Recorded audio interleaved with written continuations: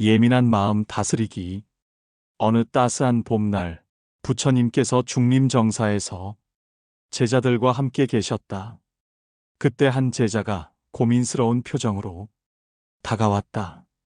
부처님, 저는 남들보다 생각이 많고 예민한 편입니다.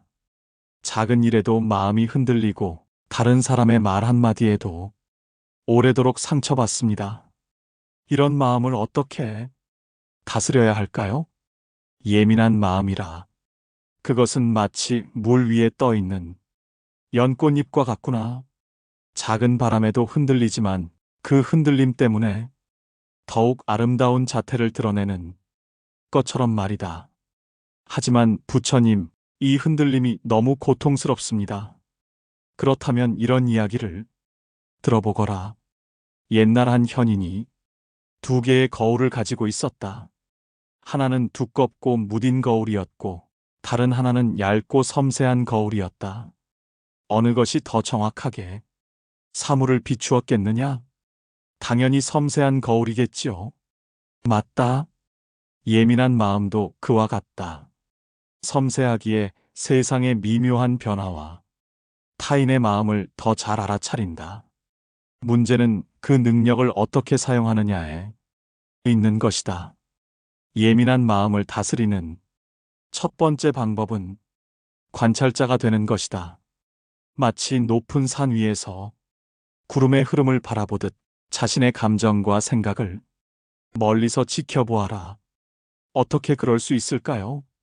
감정이 일어날 때 이렇게 말해보거라. 아, 지금 화가 나는구나. 아, 지금 슬픈 마음이 드는구나. 하고 말이다. 감정에 휩쓸리지 말고 그것을 하나의 현상으로 바라보는 것이다. 그럼 감정을 억누르라는 말씀인가요? 아니다. 강물을 막으려 하면 더 큰 홍수가 난다. 감정도 마찬가지다.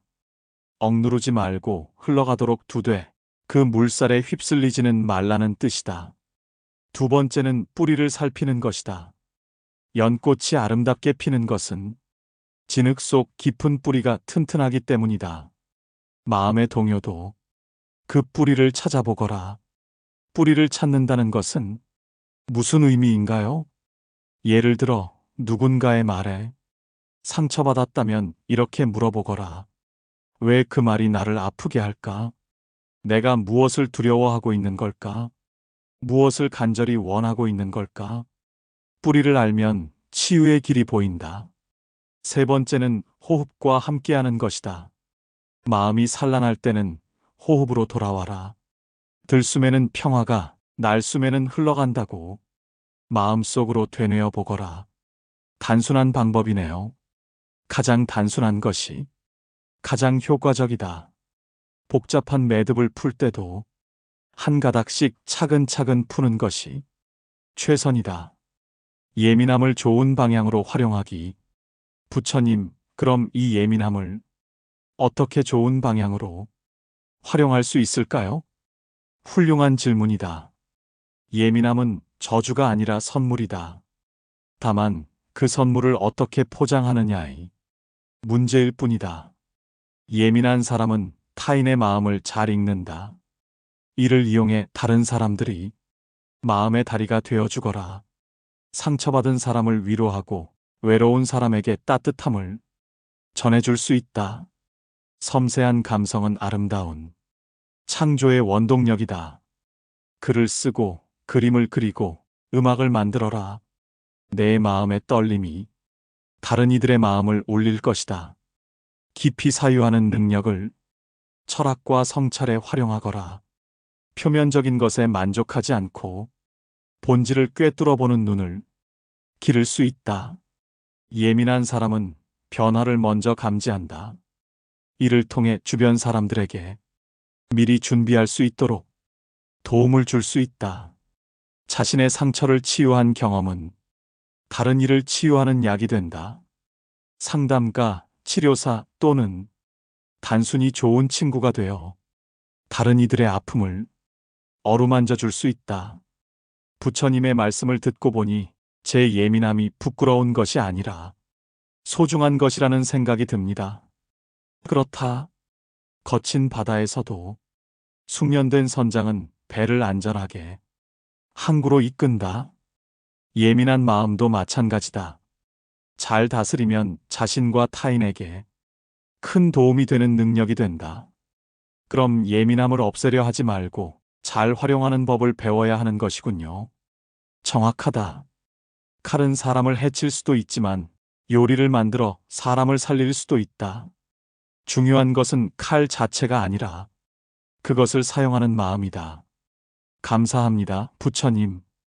이제 제 마음의 파도와 친구가 될 수 있을 것 같습니다.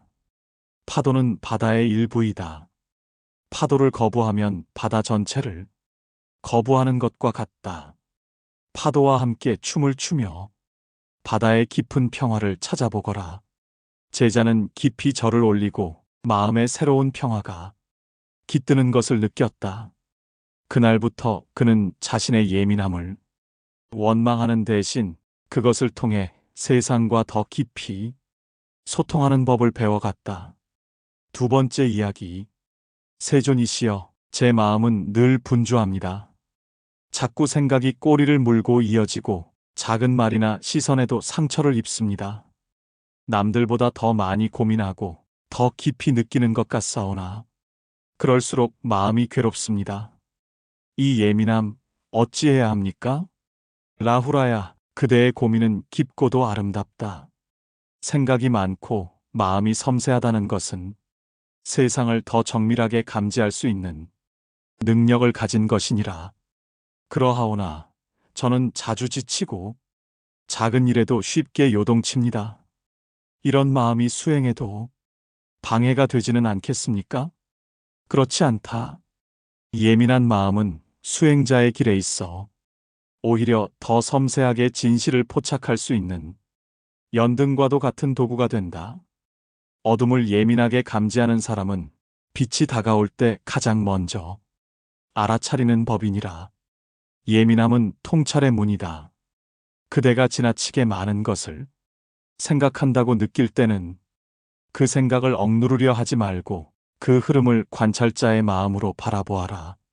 그 많은 생각들 속에 진실과 거짓, 지혜와 혼란이 함께 섞여 있지만 관찰하는 자는 거기서 진주의 조각을 발견할 수 있느니라. 그러면 저의 생각이 많은 성향도 지혜로 이어질 수 있습니까? 그렇다. 다만 그 생각들과 자신을 동일시하지 말고 한 걸음 물러서서 바라보아라. 그러면 그대는 생각이 아니라 깨어있는 자각임을 알게 된다. 감수성은 자비심의 씨앗이다. 예민한 자는 남의 고통에 더 민감하게 반응한다. 그 감수성은 자비심의 씨앗이니라. 작은 고통에도 귀를 기울일 줄 아는 자는 세상의 아픔을 덜어주는 손이 될 수 있다. 감정의 떨림은 약함이 아니라 타인을 따뜻하게 감싸는 그대의 힘이니라. 다르게 느끼는 것은 더 깊게 느끼는 것이다. 그렇다면 저는 남들과 다르게 느끼는 것이 부끄러워할 일이 아니라는 말씀입니까? 라후라야, 다르게 느끼는 것이 아니라 더 깊게 느끼는 것이니라. 얕은 바람은 작은 풀만 흔들지만 깊은 바람은 뿌리까지 스며든다. 새 속의 말 한마디에도 상처를 입는 것은 그대가 더 넓은 감각으로 세계를 껴안고 있기 때문이니라. 예민한 마음을 다스리는 수행의 길. 예민한 마음을 가진 이들은 마음 챙김을 조금 더 부드럽고 정성스럽게 실천해야 하느니라. 숨이 들어오는 것을 들어옴이라 알아차리고 나가는 것을 나감이라 속삭이며 마음속의 진동을 거울처럼 비추어 보아라. 그리고 자신에게 매일 이렇게 말해 주어라. 나는 지금 이대로 괜찮다. 나의 섬세함은 사랑과 자비의 그릇이다. 세존이시여, 저는 제 마음을 고치려고만 했습니다. 그러나 오늘 제 마음을 돌보는 법을 배웠습니다. 복된 말이로다. 그대의 예민함은 고쳐야 할 결점이 아니라 길러야 할 능력이니라. 자신을 아프게 찌르던 그 가시가 이제는 타인을 감싸는 연꽃잎이 될 수 있음을 잊지 말아라. 생각이 많고 예민한 사람일수록 마음은 이렇게 다스려야 합니다. 생각이 많고 감정에 쉽게 흔들리는 내 마음. 혹시 나만 이런가요? 부처님께 지혜를 구한 한 제자 라후라의 이야기. 예민함이 고통이 아니라 선물로 바뀌는 순간을 함께 따라가 봅니다. 예민한 마음은 세상을 더 섬세하게 인식하는 민감한 안테나.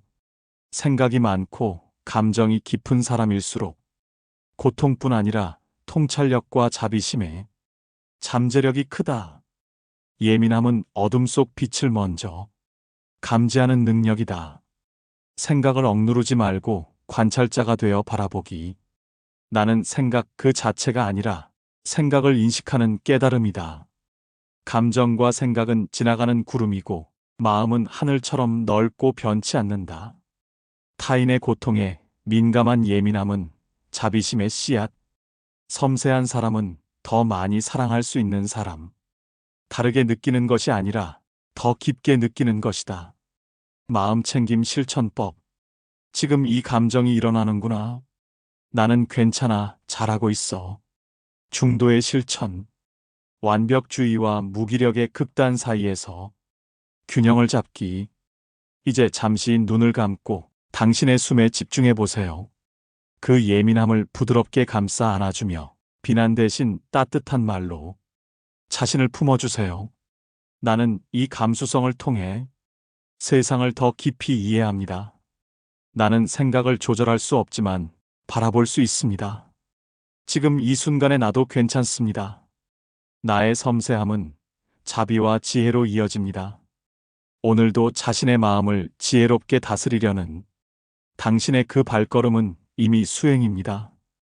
복되고 고요한 하루 되시길 바랍니다. 나무아미타불. 세 번째 이야기.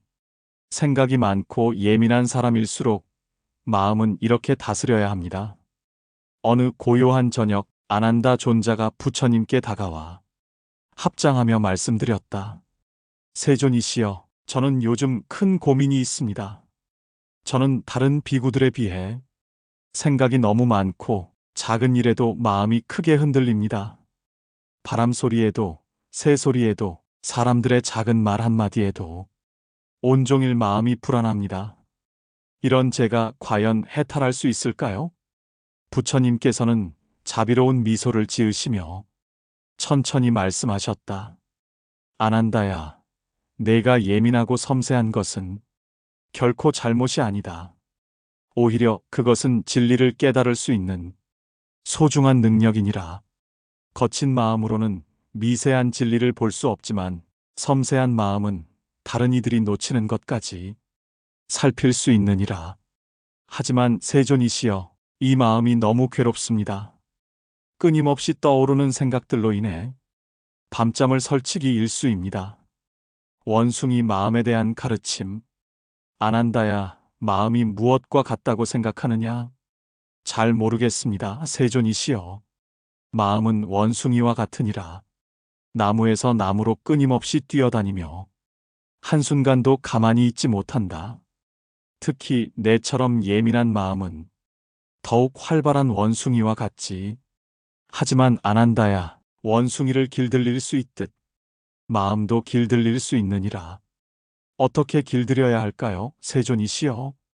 우선 그 원숭이를 잡으려 하지 말고 관찰부터 하여라. 아, 지금 내 마음의 원숭이가 이런 나무에 앉아 있구나 라고 지켜보는 것이다.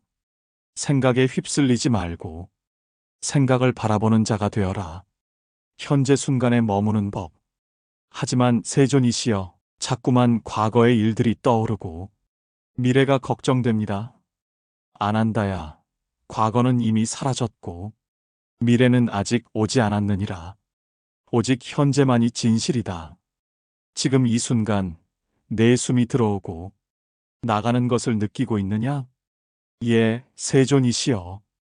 그것이 바로 마음챙김이니라. 내가 예민하다면 오히려 이 순간의 감각들을 더 선명하게 느낄 수 있을 것이다. 발이 땅에 닿는 느낌, 바람이 피부에 스치는 감각, 새들의 지저귀임. 이 모든 것들을 있는 그대로 받아들여라. 그렇게 하면 복잡한 생각들이 사라질까요? 생각들이 사라지는 것이 목적이 아니다. 생각들을 하늘의 구름처럼 바라보는 것이 목적이니라. 구름이 하늘을 지나가도 하늘 자체는 변하지 않듯 생각이 마음을 지나가도 본래의 마음은 청정하다. 자비심의 가르침. 며칠 후 아난다가 다시 부처님께 나아왔다. 세존이시여, 제가 실수를 하거나 마음이 흔들릴 때마다 저 자신이 너무 한심하게 느껴집니다. 다른 수행자들은 더 평온해 보이는데 저만 이렇게 마음이 어수선합니다. 아난다야, 어린아이가 걸음마를 배울 때를 생각해 보아라. 넘어질 때마다 그 아이를 꾸짖겠느냐, 아니면 일으켜 세우며 격려하겠느냐? 당연히 격려해야겠지요, 세존이시여. 그렇다. 그런데 왜 너는 수행하는 자신에게는 그렇게 가혹하냐? 내 마음이 흔들리는 것도 예민한 것도 모두 자연스러운 일이다. 먼저 너 자신에게 자비로워야 한다. 매일 밤 잠들기 전 마치 어머니가 아이를 달래듯 너 자신에게 말하여라. 오늘도 수고했구나. 내일도 함께 해보자라고. 무상에 대한 깨달음. 세존이시여, 때로는 괴로운 감정이 영원히 계속될 것만 같아 절망스럽습니다. 아난다야, 이 세상에 영원한 것이 있느냐? 없습니다, 세존이시여. 그렇다. 꽃도 시들고 구름도 흩어지고 강물도 흘러간다. 마찬가지로 내 괴로움도 기쁨도 불안도 모두 지나가는 것이니라. 강렬한 감정의 파도가 몰려와도 이것도 지나가리라는 마음으로 받아들여라. 파도는 높이 치솟지만 결국 고요한 바다로 돌아간다. 그렇게 생각하니 마음이 조금 편해집니다. 중도의 지혜. 아난다야, 내가 깨달음을 얻기 전 극심한 고행을 했던 것을 기억하느냐? 예, 세존이시여. 거의 죽을 지경까지 몸을 괴롭히셨다고 들었습니다. 그렇다. 하지만 그 극단적인 고행으로는 깨달음을 얻을 수 없었다. 반대로 왕궁에서의 안일한 삶으로도 진리를 발견할 수 없었지. 그래서 나는 중도를 택했느니라. 중도란 무엇입니까? 검은고 줄을 생각해 보아라. 너무 팽팽하면 끊어지고 너무 느슨하면 소리가 나지 않는다. 적당한 긴장이 아름다운 음을 만들어낸다. 내 수행도 마찬가지다. 너무 완벽하려 하지도 말고 너무 나태하지도 말아라. 할 수 있는 만큼 하되 자신을 괴롭히지는 말아라. 일상 수행의 가르침. 세존이시여, 일상생활에서는 어떻게 수행해야 할까요? 아난다야, 수행은 특별한 곳에서만 하는 것이 아니다. 아침에 일어나면 먼저 5번 깊게 숨을 쉬어라. 그리고 오늘 하루도 모든 존재들에게 자비로운 마음으로 대하겠습니다라고 다짐하여라. 다른 시간에는 어떻게 해야 할까요? 걸을 때는 발의 감각을 느끼고, 먹을 때는 음식의 맛에 집중하고, 누군가와 대화할 때는 온전히 그 사람의 말에 귀 기울여라. 이 모든 것이 수행이니라. 저녁에는 하루를 되돌아보며 감사한 일 3가지를 떠올리고 실수는 자비로운 마음으로 용서하고 내려놓아라.